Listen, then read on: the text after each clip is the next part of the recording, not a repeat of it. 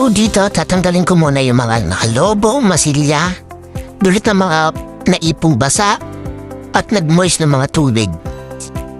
So dito magbabakbak muna ako dito ng mga lumot-lumot, mga masilya, at kung ano-ano pa.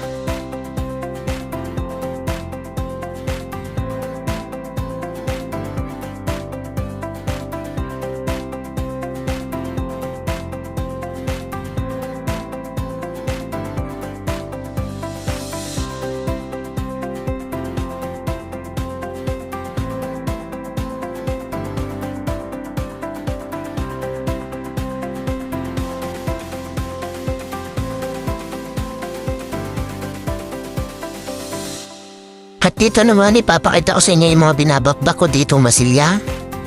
Dahil sa basa at mga naipong tubig sa taas, kaya naglubo-lubo na siya. Ayan, malulutong, lubo-lubo, at ang titigas niyan.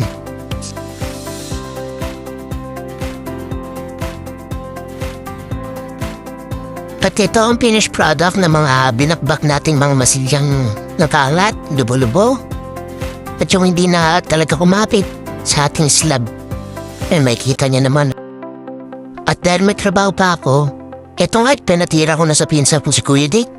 Ang mga masilya na itong aking mga kisame. So, shoutout dyan kay Kuya Dick. Salamat sa'yo. So, sa ngayon, ito na ang ating finished product ng ating pagpamamasilya kay Kuya Dick ng ating kisame. So, ayan.